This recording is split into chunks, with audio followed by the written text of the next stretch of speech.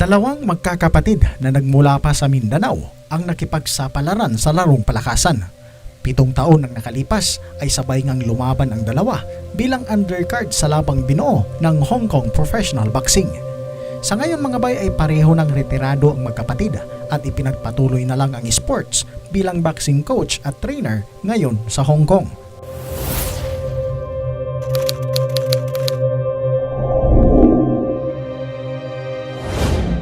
Unang lumaban ang nakakatandang kapatid na si Ray Dilubyo Migrino na sa panahong ito ay 29 anyos pa lang.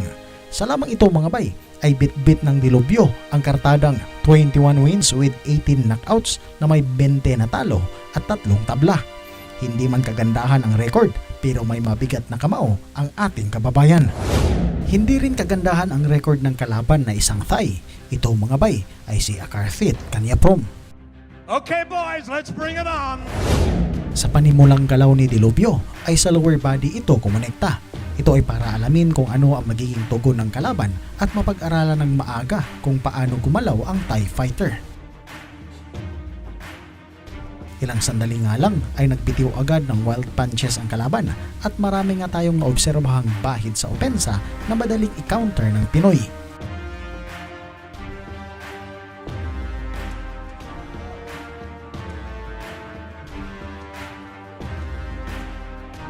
Hindi rin nagtagal at nakuha agad ni Dilubyo ang timplada ng laban.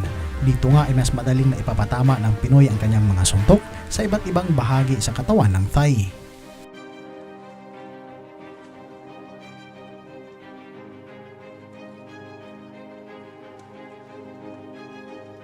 Dahil din sa natikman na ng kalaban ang lakas ni Dilubyo, ay palagi na itong nag-aalangan sa pagsuntok at baka siya'y makounter at lumamon muli ng mainit na kombinasyon.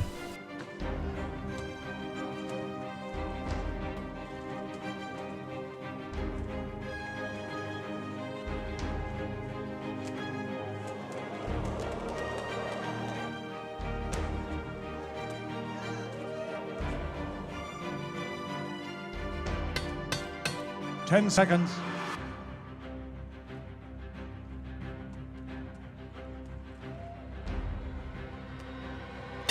Time. Nag-iwan ng malalakas na suntok si Dilubyo sa round 1 at gustong maghiganti rito ang Thai at sa hindi inaasahan ng Pinoy ay tinamaan si Dilubyo sa panga.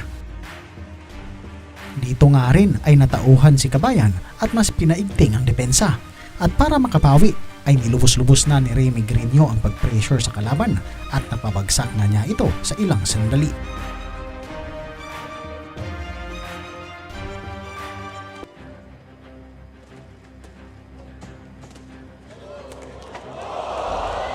At sa isang suntok sa sentro ng mukha ay bumagsak ang kalaban. Agaran naman itong nakuha ang kanyang balanse at nakatayo muli sa bilang ng referee.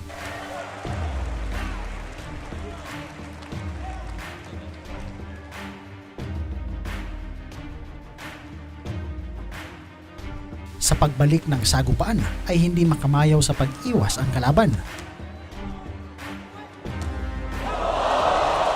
At sa isang lambayog ni Dilubyo ay parang tinumpang troso ang kalaban. Sa lubha ng tama mga bay ay tinigil agad ng referee ang laban. It's over! Red Rover. Matapos ang labang ito ay sumunod na umakyat sa ring ang kapatid ni Dilubyo. Ito mga bay ay si Randy Migrino na may alias na Gorilya. Dito mga bay ay bit-bit ng Gorilya ang kartadang 15 wins with 8 knockout na may 18 talo at 3 tabla.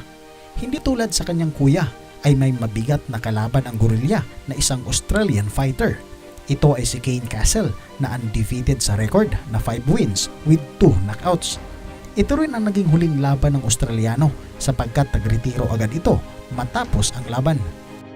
Kung may alam po kayo sa paglaho ng Australiano sa boxing, ay paki-comment naman sa baba. Wala masyadong aksyon na ginagawa ang dalawa sa umpisa ng round 1. Lamang sa experience si Gorilya at ang Australiano naman ay maganda ang conditioning sa laban. Kung kaya't dumaan lang ang ilang segundo ay palitan agad ng kombinasyon ang dalawa nating mandirigma.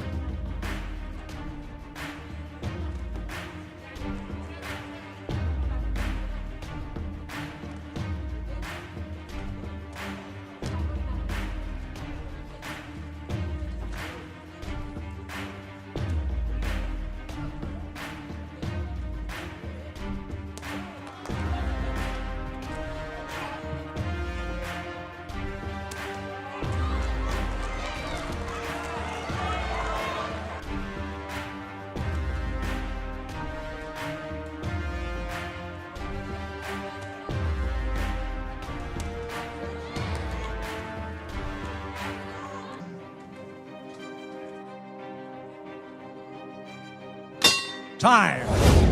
Sa pang-apat na round mga bay ay nandyan pa rin ang liksi na taglay ng Australiano. Hindi naman papalubig ang Pinoy at nagbabato rin ito ng mga atake.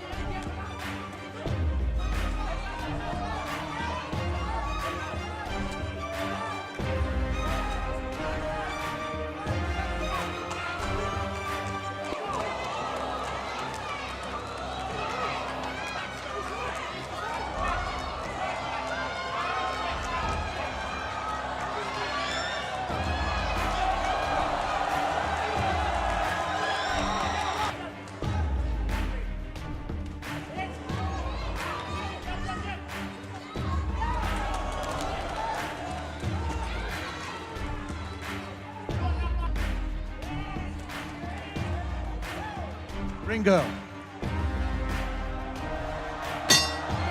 Time. Umabot pa sa final round ang laban at wala pa ngang bumabagsak. Hiyawan naman ang mga manonood sa pagtunog ng bell mga bay.